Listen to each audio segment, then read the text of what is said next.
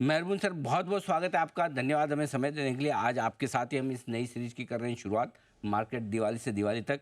पहले तो सिंपल छोटा सा सवाल, क्या ये माने सर अगली दिवाली पर इस दिवाली से मार्केट ऊपर मिलेंगे? सब पहले तो फेस्टिवल सीज़न की शुभकामनाएं आपको, आपके परिवार को, आपके दर्शकों को, आपके कलीग्स लोग को। हाँ जी, मेरा कहना ये है कि मार्केट में मुझे कोई कारण दिखता नहीं जिसके कारण मार्केट में बड़ा फॉल आए। आई थिंक 5-10% करेक्शन आते रहेंगे, कहीं ना कहीं छोटे से एक्सीडेंट्स होते जाएंगे, स्पीड ब्रेकर्स होते जाएंगे, कहीं पर अर्निंग साइकिल पीक आउट हो जाएगी फॉर सर्टन सेक्टर्स, वैल्यूएशंस महंगे हो जाएंगे, स्टॉक सिलेक्शन डिफ़िकल्ट होगा, डिक्लाइंस एडवांस से ज़्यादा होगा। लेकिन इंडेक्स वाइज मुझे कोई प्रॉब्लम दिखता नहीं है बियॉन्ड 5-10%। जैसे मैंने कहा, तो अगर एक लाइन में मुझे पूछे आप, मैं 10 वाक्य बोल दिया आपको, लेकिन अगर एक वाक्य में मुझे पूछे तो मैं कहूँगा कि इजी नहीं रहेगा, but index wise we could be higher. Problem ये है कि पहले जब भी थोड़ा भी इंडेक्स चलता था लोग पैसे बनाते थे। लोग कहते थे कि पोर्टफोलियो मेरा 15% अप है, मार्केट सिर्फ 5% अप है। वो अभी डिफ़िकल्ट होगा, और वो डिफ़िकल्ट है पिछले 1-1.5 महीने से, कि भले निफ्टी बढ़े लेकिन पोर्टफोलियोज अभी इतनी आसानी से नहीं बढ़ रहे, और ये शायद चलते रहेगा अगले 1 साल तक, शायद अगले दिवाली तक। So I think it will be challenging. अगर ग्लोबल फैक्टर्स भी अगर आप देखो तो आई थिंक चाइना स्टिमुलस का प्रॉब्लम है। अभी ये हफ्ते में, ये वीकेंड में कुछ ज़्यादा आया नहीं है, लेकिन कहना डिफ़िकल्ट है कि वो और मेजर्स अनाउंस नहीं करेंगे, खास करके प्रॉपर्टी मार्केट को और खास करके कंजम्पशन बढ़ाने को। रही बात यूएस की, इलेक्शन आएंगे, ट्रंप आएगा या हैरिस आएगी, ऑनेस्टली ज़्यादा फ़र्क पड़ेगा नहीं इंडियन मार्केट्स को। So this type of factors will keep on coming. Japan का येन कैरी ट्रेड हुआ था 1 महीने पहले, जहाँ हम लोग को थोड़ी सी घबराहट हो गई थी।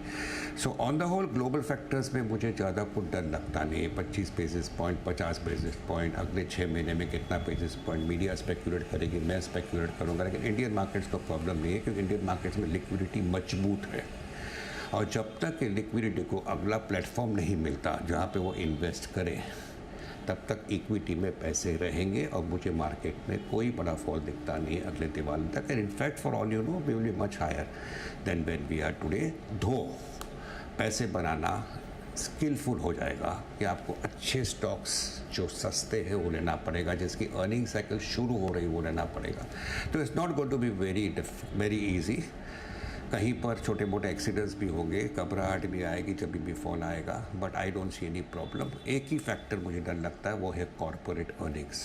और ये कॉरपोरेट अर्निंग्स की सीज़न जो शुरू हुई है, अगर एक कॉरपोरेट अर्निंग्स अच्छी होती है, आई डोंट थिंक कोई भी माइकलाल है जो इंडियन मार्केट्स को जोर से गिरा सकता है। वाह सर, क्या बात है, मज़ा आ गया। तो इस सीरीज की शुरुआत एकदम परफेक्ट हुई, इतना जोश भर दिया आपने। मतलब 2-3 लीटर तो खून बढ़ गया एकदम। कोई भी माइकल हाल है नहीं जो हिंदुस्तान के मार्केट को गिरा सके। एल्यूट है बस को। और साथ में दूसरी चीज़ ये कि एक और जोश बढ़ाने की, यहाँ से तो ऊपर ही दिखेंगे। बड़ा फॉल नहीं आएगा, ये बात सही। एक लेकिन इम्पोर्टेंट बात जो कही सर ने, पैसा बनाना थोड़ा मुश्किल होगा, आसान नहीं होगा। अब कहीं भी कैसे भी कुछ भी ले ले, उससे पैसा नहीं बनेगा। तो सर फिर इसमें समझाएं कि क्या लेना है, कैसे लेना है, ये जरा इसको समझाइए फिर।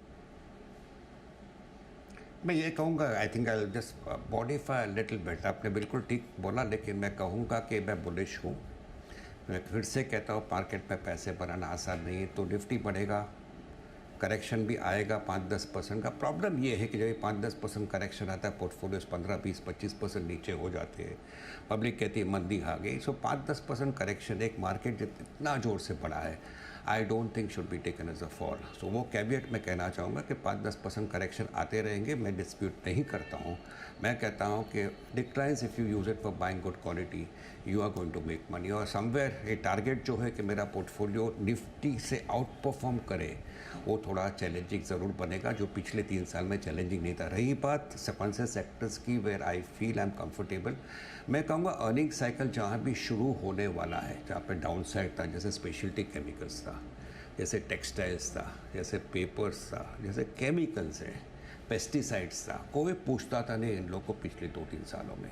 सब गए थे रेलवेज में, डिफेंस में, पीएसयू में, पीएसयू बैंक्स में, ये सब में पैसे चले गए थे। यहाँ पे कोई देखता था नहीं इनको।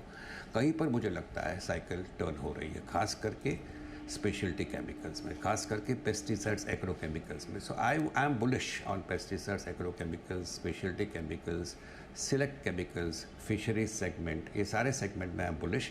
और मैं इंडिकेटर देख रहा हूँ थोड़ा भी टेक्सटाइल्स में और पेपर सेक्टर में, जो फिर से ये दो सेक्टर्स को देखता नहीं, वहाँ पे थोड़ा भी टर्न अराउंड दिखे.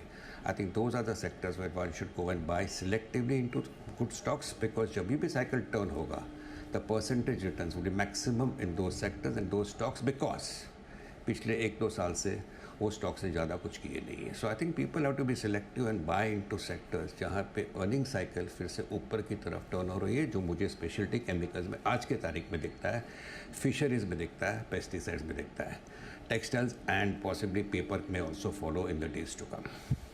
ने सर इंटरेस्टिंग बात की, जहाँ अर्निंग साइकिल मजबूत दिखता है वहाँ पर आप पैसा लगाइए, जैसे कि फिशरीज़ हो गए, स्पेशलिटी केमिकल्स हो गए. लेकिन इन जनरल चूंकि नतीजों की सीजन की शुरुआत हो गई और बड़ी कंपनियों के नतीजे आना शुरू है, तो क्या लार्ज कैप स्टॉक्स या फिर बड़े सेक्टर्स जो हैं वहाँ पर रिजल्ट सीजन थोड़ा ढीला रहेगा sir?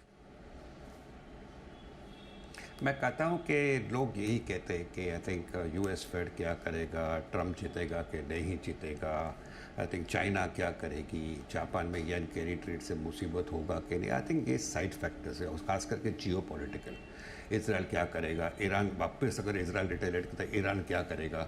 I think that factor is unknown to all of us. लेकिन बाकी के सारे जो ग्लोबल फैक्टर्स है, आई थिंक वो कंबाइंड से ज़्यादा इम्पोर्टेंट फैक्टर है अपनी खुद की कॉरपोरेट अर्निंग्स. फिर से वही बात दोहराता हूँ कि इंडियन कॉरपोरेट अर्निंग्स को मैं 75% वेटेज देता हूँ मार्केट स्टेबिलिटी और मार्केट के ग्रोथ के लिए. इंडियन कॉरपोरेट अर्निंग्स अगर अच्छे आते हैं, so I again repeat that valuations will remain at the present levels and in fact may start going up higher because we basically are optimistic creatures. हमें लगता है कि earnings will improve in times to come. लेकिन ये quarter earnings काफ़ी crucial है, जिसके result season चालू हुए. अभी डीमार्ट के नंबर्स आप देखिए, I think not very impressive. तो I think somewhere the challenge is कि ये जो अर्निंग्स आ रहे हैं अगले 10, 15, 20 दिन में, if those earnings are good, I think the valuations at higher levels will sustain. आपके लिए रिजल्ट सीजन पर पूरा का पूरा एक्शन. अब आइए लिक्विडिटी की बात करते हैं सर. पिछले कुछ समय से थोड़ा सा एफआईज का मूड बिगड़ा है, बेचा है. वही डर है सबसे ज़्यादा कि बाकी सब हम संभाल लेंगे, ये लगातार बेचते रहे इसी तरह से तो क्या होगा. तो क्या कुछ ये डर जायज़ है या फिर बस हो गया, काफ़ी है बस अब? नहीं, लिक्विडिटी वाइज तो आप मुझे बताएं कि आदमी इन्वेस्ट कहाँ करें. मैंने कहा, अगला आपको डेस्टिनेशन दिखता नहीं पैसे इन्वेस्ट करने के लिए, तो पैसे इक्विटी से क्यों बाहर जाए. धक्का ज़रूर लगता है कि क्या पब्लिक को आदत हो गई है कि म्यूचुअल फंड अच्छे रिटर्न दे रहे, मैं खुद ने इक्विटी में डाला, अच्छा किया, पैसे बनाना आसान हो गया. वो एक चैलेंज है अभी, इंक्लूडिंग फॉर म्यूचुअल फंड्स. जो रिटर्न्स आप देते आ रहे हैं वो नहीं है, लेकिन लिक्विडिटी आती रहेगी. एंड एवरी जो मंथ के जो नंबर्स आते हैं, I think those are very crucial. I agree with you. कहीं पर आपका इशारा है कि अगर इक्विटी में इनफ्लो अगर कम होते जाएंगे अगले 2-3-4 महीने में, तो will that have an impact on the market? Definitely yes. So liquidity के लिए मार्केट तो चलती आ रही है, ना नहीं है. वैल्यूएशंस थोड़े महंगे हैं, फ्रॉथ आ गया है थोड़े सेक्टर्स में, बट काफ़ी सारे स्टॉक्स है और काफ़ी सारे सेक्टर्स है जहाँ पे I still believe that there is potential for upside. So जहाँ भी काफ़ी फ्रॉथ बिल्ड हो गई है, ओवर ओनरशिप हो गया है स्टॉक्स का. जैसे उदाहरण दूंगा अनिल जी आपको कि एफएमसीजी, फार्मा और थोड़ा सा आईटी पिछले 3-4 महीने से नहीं चला था, और लेकिन अगर लास्ट 3-4 महीने देखो तो ये सेक्टर्स के स्टॉक्स ही चले हुए हैं, जिसके कारण Nifty is going on moving up higher. और वहाँ पे railways, defence, PSU banks, PSUs के स्टॉक्स इतने जोर से चल गए थे, सब लोग को वही लेना था.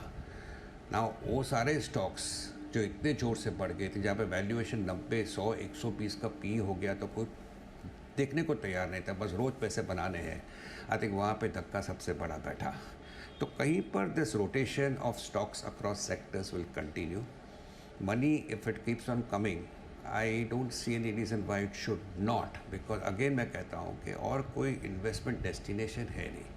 आप बात कर रहे हो आरबीआई रेट कट करेगी आगे चल के, that will be a positive, but ultimately deposits में कौन पैसा डालेगा. So it's going to be a challenge for banks to mobilise deposits, because ultimately public ने क्या बोलते हैं, अपने blood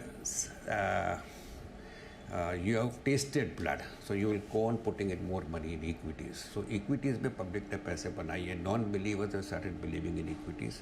So if this flow continues and if you keep corporate earnings decent, I don't see, again I'm repeating, I don't see any reason why the market should have a sharp crack. 5-10% will keep on happening depending on index heavyweights reacting here and there. Reliance suppose नतीजे खराब आए, रिलायंस का share घटा, थोड़ा index में धक्का है, वो सब होते रहेगा. तो 5-10% करेक्शन देखने को तैयार है. आई पर्सनली स्टिल बिलीव कि अगले दिवाली तक, which is a major theme, I think there will be people who will make money in equities. Equity market में अगली दिवाली तक अब भी ज़्यादा पैसे बनने की संभावना है दूसरे एसेट क्लास के मुकाबले में, ऐसा मानना है मेहरबून सर का. सर बहुत बहुत धन्यवाद आपका.